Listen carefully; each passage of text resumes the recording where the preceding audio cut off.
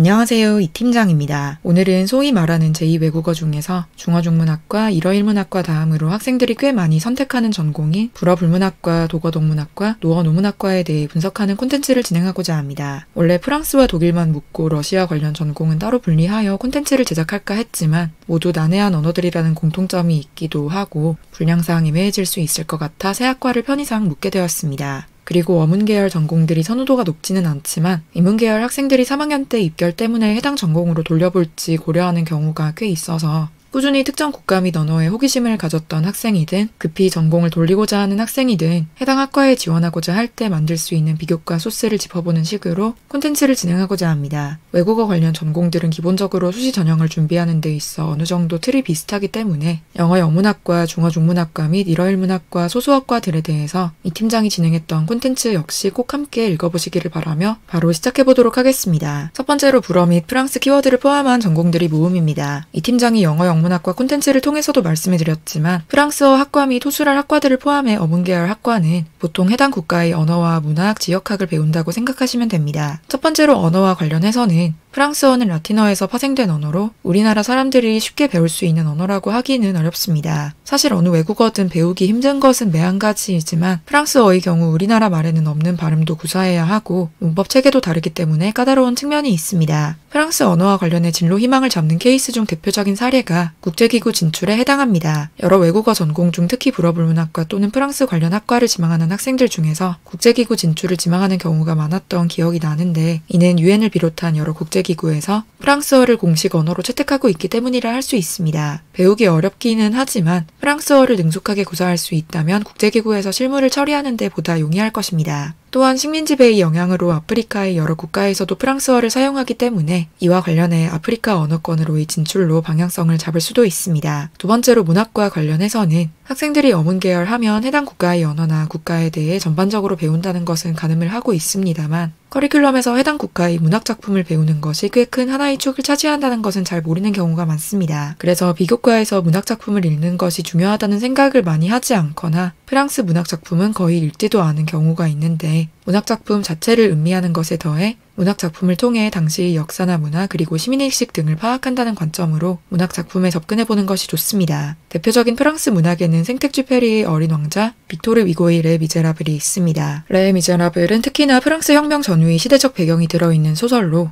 서양 문학사에서 상당히 중요한 위치를 차지하고 있기도 합니다. 코로나19로 인해 많은 학생들이 읽었던 알베르 카뮈의 페스트 역시 프랑스 문학 작품입니다. 세 번째로 지역학 및 문화에 대해서는 프랑스라는 국가 하면 보통 예술, 문화, 자유를 떠올리곤 합니다. 피카소, 모네 등의 주요 화가들이 프랑스에서 활동을 했으며 파리에는 루브르 박물관이 있기도 하죠. 또한 프랑스 대혁명을 통해 국민이 주권을 찾아온 것에 프랑스인들이 상당한 자부심을 느끼고 있는 만큼 프랑스 국민들은 부당한 처우에 대해 파업 시위를 통해 적극적으로 저항한다는 특성도 있습니다. 프랑스라 하면 개성을 중시하는 문화 및 다문화 정책을 연상하기도 하는데 최근 우리나라에서도 난민 수용에 대한 문제가 화두로 떠올랐던 만큼 프랑스 및 EU의 이민 정책에 대해서도 탐구해볼 수 있겠습니다. 두 번째는 독어 및 독일 키워드를 포함한 전공들이 리스트입니다. 독일어 역시 프랑스어만큼이나 어려운 언어에 해당합니다. 영어 문법과 겹치는 부분이 있기는 하지만 명사에 남성, 여성, 중성이라는 문법적 성을 부여할 뿐 아니라 1격, 2격, 3격, 4격을 배우면서 학생들이 좌절하는 모습도 많이 보았습니다. 독일의 대표적인 문학 작품은 역시 괴테의 젊은 베르테르의 슬픔 그리고 헤르만 헤세의 데미안이 아닐까 싶습니다. 젊은 베르테르의 슬픔은 단순한 연애 소설이라기보다 괴테가 자신의 일생을 그리며 여러 의미를 함축했다는 점에서 상당히 높은 평가를 받고 있고 베르테르 효과라는 말이 만들어지기도 했습니다. 이러한 고전들의 경우 책 자체를 한두 번 읽었다고 해서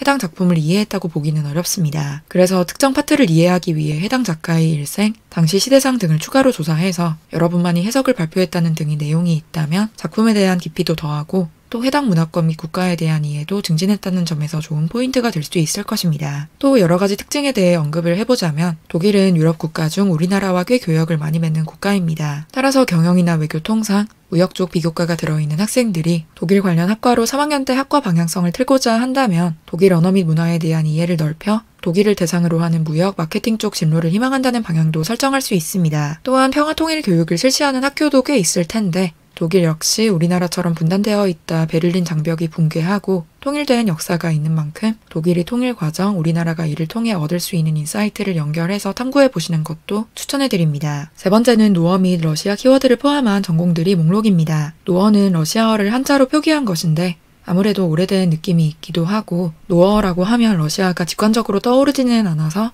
노어보다는 러시아 키워드를 포함한 전공들이 많습니다.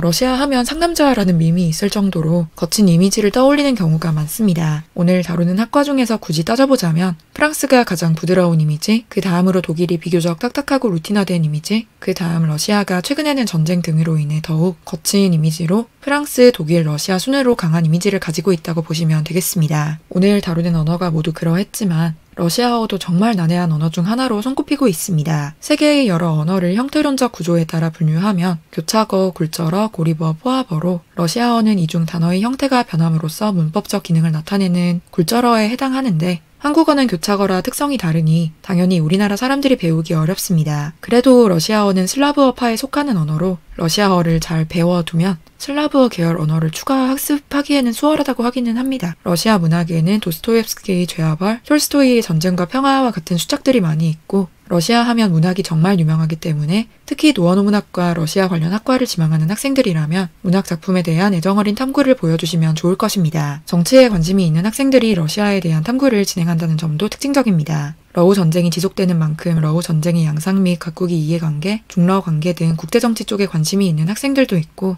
러시아는 북한과 국경이 맞닿아 있어 최근 러우 전쟁에 북한군을 파병하는 등 북한이 러시아와 군사적으로 밀착하는 행보를 보이기도 했기에 북한이나 우리나라의 안보에 관심이 있는 학생들 역시 러시아의 대북 정책 및 외교 정책들에 대해 탐구를 하곤 합니다. 또 과거 냉전 체제의 큰 주축이었던 소련이 해체되어 러시아로 이어졌으니 서방 민주주의 체제와 어떻게 정치 체제가 다른지 등 러시아의 정치 자체에 호기심을 보이는 학생들도 있습니다. 꼭 정치나 국제 정세 문제가 아니더라도 우리나라에서 러시아가 사실 익숙한 나라는 아니기 때문에 생소한 러시아 문화 자체에 흥미를 느끼고 이를 알리고 싶다거나 교류를 확대하고자 한다는 경우도 있습니다. 불어불문학과, 도거동문학과, 노어노문학과의 2025학년도 전형 및 2024학년도 입결에 대해 이야기해 보도록 하겠습니다. 여러 어문 국제계열 전공들이 그러하듯 학생부 종합전형은 외고 국제고 학생들의 영향으로 인해 입결이 낮게 잡히는 편이니 일반고등학교 학생들께서는 절대 수치 그대로 입결 데이터를 믿어서는 안 됩니다. 일반고등학교 학생들께서는 여러분 고등학교 선배들이 진학 실적 그리고 해당 전공들이 학생부 교과전형 라인을 참고해 보시는 것이 좋을 것이며 학생부 종합전형에서 현실적으로 외고 국제고 학생들이 큰 강점을 가지고 있는 것은 부정할 수 없는 사실이기 때문에 최대한 관련 활동을 많이 진행해 보시되 내신, 특히 언어 관련 과목 내신을 높게 가져가시는 것이 유리할 것입니다. 비교과에 대해서도 간단히 말씀을 해드리자면 일반고등학교 학생들의 경우 해당 국가 관련 동아리를 직접 만들어 보셔도 괜찮습니다. 프랑스 관련 학과 진학을 꿈꾼다면 프랑스, 더 나아가 유럽 전반이 언어나 문화를 학습하는 동아리를 만들어도 좋고 학생들이 잘 모이지 않는다면 국제 키워드로 엮어서 여러 학생을 모집할 수도 있겠습니다. 동아리를 직접 만들어 활동했다는 내용이 있으면 자기 주도성이나 적극성, 리더십 측면에서도 좋은 평가를 받을 수 있겠습니다. 또 문학 작품을 배우면서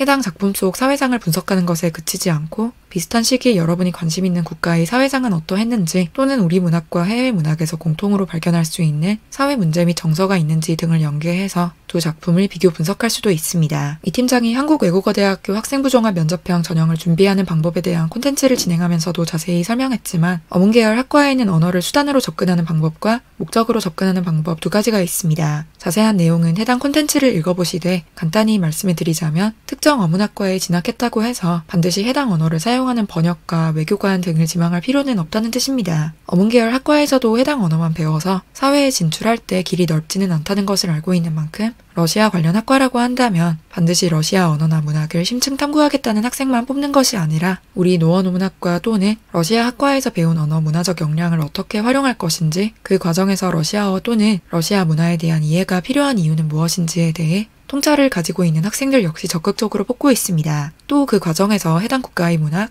예술 작품 등을 음미하며 인문학적 탐구를 하는 것이 가치를 느낄 줄 아는 학생이라면 더욱 좋을 것입니다. 그러면 오늘의 콘텐츠가 불어불문학과, 도거동문학과, 노어노문학과를 지망하는 학생들께 많은 도움이 되시기를 바랍니다. 감사합니다.